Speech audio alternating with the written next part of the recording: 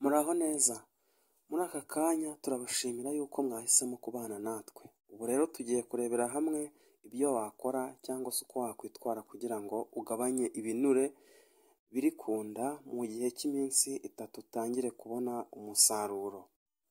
Mbere yuko turebera hamwe ibi wakora, turagusaba kugira ngo ube ufite agakaramu hafi n'agapapuro, iri somo ritagucika, ujye ugira icyo usigara wanditse kugira ngo nukenera kugira ibyo ushyira mu bikorwa bizakorohere, utazagira icyo wibeshya ugasanga n'ubundi isomo rikubereye imfabusa. Reka mbere y'uko turebera hamwe ibiribwa n'ibinyobwa ushobora kwifashisha kugira ngo ugabanye ibinure byo ku nda mu minsi nibura 3, tubanze tubabwire yuko ibi tubikesha urubuga rutanga ubujyanama ku mibereho myiza ishingiye ku biribwa. Urwo rubuga ni www.worldofmedicalsaviors.com. Mu byo usabwa gufata agomba kugarukamo cyane amagi buri funguro ugiye gufata mu minsi 3 nk'uko ubibona twabivuze haruguru. Reka rero tubijyemo mu buryo burambuye. Umunsi wa mbere, uwa kabiri, uwa gatatu, imyitwarire wagenda ugira mu bijyanye n'imirire ndetse n'ibyo kunywa. Ku munsi wa mbere mu gitondo urasabwa gufata icyayi cy'icyatsi kitarimo isukari, agakombe kamwe, ugafata inyanya mbisi 2 n'amagi 2 atogosheje.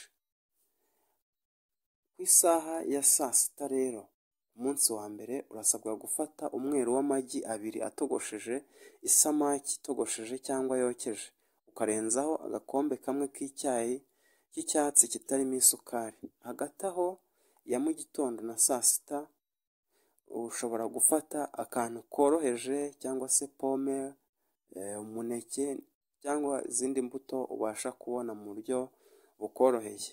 Nimugoroba urasabwa gutegura imboga rwatsi zirimo brokoli, karoti, amashaza, imiteja kandi bigomba kuba bitekesheje umwuka, ubundi ukarenzaho cya cyayi cy'icyatsi kitarimo isukari. Twakomeje tugere ku munsi wa kabiri mu gitondo. Umunsi wa kabiri mu gitondo, icyayi cy'icyatsi kitarimo isukari, ugafata kandi amagi 2 atogosheje n'umuneke 1. Saa sita ugomba gufata umweru w'amagi 2 atogosheje, ugafata kandi amagarama 120 y'inyama y'inkoko cyangwa se intongo iringaniye ku badafite umunzani. Iyo nyama igomba kuba itogosheje kandi itariho uruhu, ukarenzaho icyayi cy'icyatsi kitarimo isukari. Nimugoroba, aho ni ku munsi wa kabiri, ugomba gufata ibisuguti bidakomeye cyangwa byoroshye cyangwa se foromaje yoroshye ikoze mu mata avanyemo amavuta. Ugomba gufata kandi icyayi nk'uko twabibonye, cyangwa se ugafata amata, aha ni ku munsi wa kabiri, cyangwa ugafata igikombe cy'amata atarimo ibinure. Ku munsi rero wa gatatu, umunsi wa gatatu ari nawo tushaka kwibandaho cyane, mu gitondo igikombe cy'umutobe w'inyanya n'amagi 2 atogosheje. Saa sita icyayi cy'icyatsi kitarimo isukari, umweru w'amagi 2 atogosheje, amagarama 120 y'inyama zitukura zitetse. Nimugoroba ugomba gufata ibirayi 2 byokeje, ukarenzaho icyayi cy'icyatsi kitarimo isukari.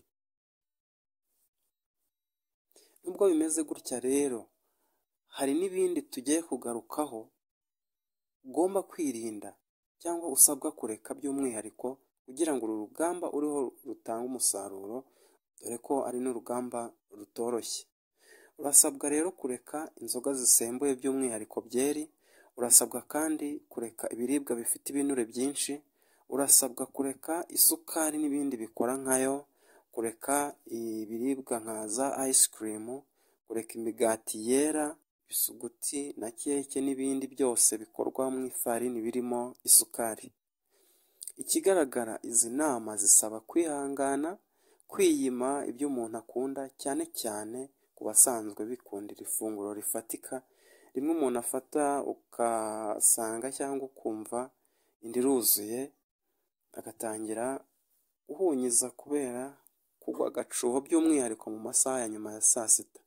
Birasaba rero yuko izi nama mu gihe wifuza kuzishyira mu bikorwa ubanza kwitegura mu mutwe, ukabishyira mu mutwe, ukaba ufite aho wanditse nk'uko twabibashishikarizaga dutangira ikiganiro, kugira ngo ubitangire ari ibintu biteguye kandi uzabisoze ubona n'umusaruro nk'uko